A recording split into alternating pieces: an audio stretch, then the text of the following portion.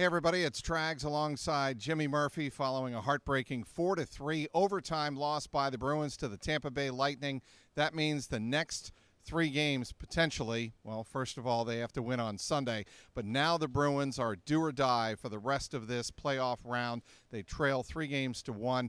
Where do we start with this game here on Friday night? I guess we'll start, first of all, with what everybody's going to be talking about if you're a Bruin fan, and that is the non-call on Nikita Kucherov, dragging down Charlie McAvoy from behind, setting up the game-tying goal by Steven Stamkos. I thought it was a pretty obvious penalty, and needless to say, so did the Bruins. Well, I totally agree. And the Bruins and their fans have every reason to be bewildered and frustrated and pissed off, whatever you want to do, Right.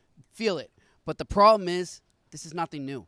And as Bruce Cassidy said, we're talking about this every night.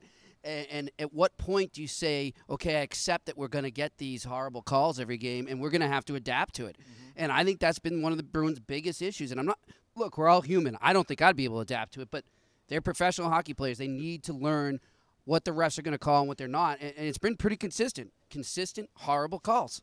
Well, and that's what Brad Marchand said after the game. He's obviously a lightning rod, and we'll get to him in more of Brad Marchand in a moment. But he said, look, I mean, we've been dealing with this all series long. There's no consistency. It was a pretty terrible call a non-call, because he obviously grabbed him from behind. But we got to keep playing. We have to keep playing. It was Marchand who fed Patrice Bergeron for a shorthanded goal, ironically. It gave the Bruins a 3-2 lead in this one. And we got a good dose of, like you said, we'll get to it in a bit, a good dose of the bad Marchand and the good Marchand in one game. But you know what? Kudos to him. He did battle through it at times, and he did feed Bergie on that shorthanded goal.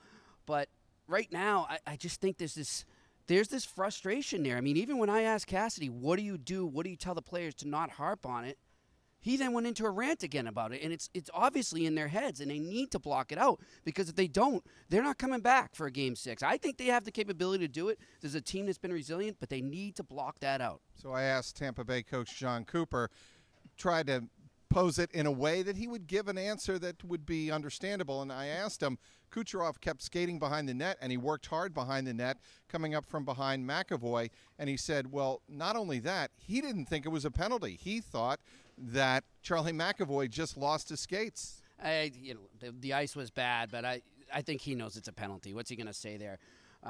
It's not going to help him if he says it was. It's not going to hurt him if he says it's not. So, but you know what? Charlie McAvoy didn't lose his skates there. It was a horrible call. But again, I'm going to keep going back to this. Get used to it. Like, how many times you got to see this to know that they're gonna call these rinky-dink, as I think it was Jeremy Roenick called it early in the series. These rinky-dink penalties are not just happening here; they're happening across the playoffs. So get used to it. One thing I will say though about the Bruins, as they went on, and you pointed it out there, is that they were resilient on the ice. They weren't, sulking like they did in the last game. So that was a good sign there. I think there were some good signs to take from this game. All right, the lick of Ryan Callahan by Brad Marchand.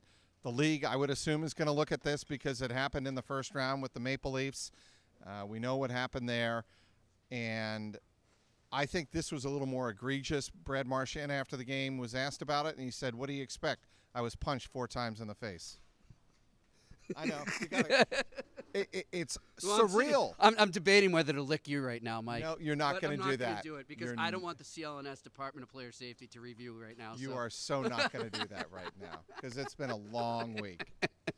I don't know what to do about it. I mean, you're right. At what point are they going to say, look, we got to step in here? Now, remember, I want to say it was maybe 2006. I may have the year wrong. I'm not sure. But there was a goalie-related penalty that they incorporated mid-playoffs back up. We're going to have to look it up with Martin Brodeur, if you know what I'm talking about. So the league does have precedent where they have instituted a penalty and made a rule change within the playoffs. I won't be surprised if Brad Marchand gets an unsportsmanlike conduct. I don't think he's going to get fined or suspended, but if he does this again, he will spend 2 minutes in a sin bin. That's my prediction there. Well, the Bruins have to figure things out starting on Sunday afternoon in Tampa Bay, whether it's Brad Marchand, whether it's not getting off to another 2-0 start, especially now on the road. They've got no time, no room for error to figure things out here in this series, and they are down 3-1. And I'm going to tell you, look, it's a huge cliche, one game at a time. But then you go one period at a time, and then you go one shift at a time. And I remember talking to Mark Recchi when the Bruins went down 2-0 to the Montreal Canadiens, and he looked at me. He said, "One game at a time, or if it's not a cliche," and that's what they did. They went up there and tied the series at 2. So they're down 2 games right now. It can be done. It doesn't look like it can right now, but you literally need to take that mindset one shift at a time. All right, the Bruins. Not one lick at a time. No, not one lick at a time. Lickety split. They got to get things done. Oh my God, this is such a cheesy Garden Report. This has been the most cheesy Garden Report after a game that has Bruins fans not laughing but crying in their beverages. Doing our best to help them out. They're crying in their beverages, adult and otherwise. It was a pretty disgusting end to a surreal night here at TD Garden. The Bruins lose it on a Dan Girardi goal, just 3:18 into overtime. The Bruins lose 4-3 to the Tampa Bay Lightning. We'll have you covered on CLNS Media. Please don't do that, as Murph will have complete coverage from both locker rooms, and I will have you covered on Twitter. Be sure to check out my videos of Brad Marchand explaining himself. Pretty fascinating, actually, if I do say so myself. Follow us on Twitter at Bruins CLNS. That is the Garden Report here inside TD Garden. He is Jimmy Murphy. I'm Mike Petraglia, CLNS Media.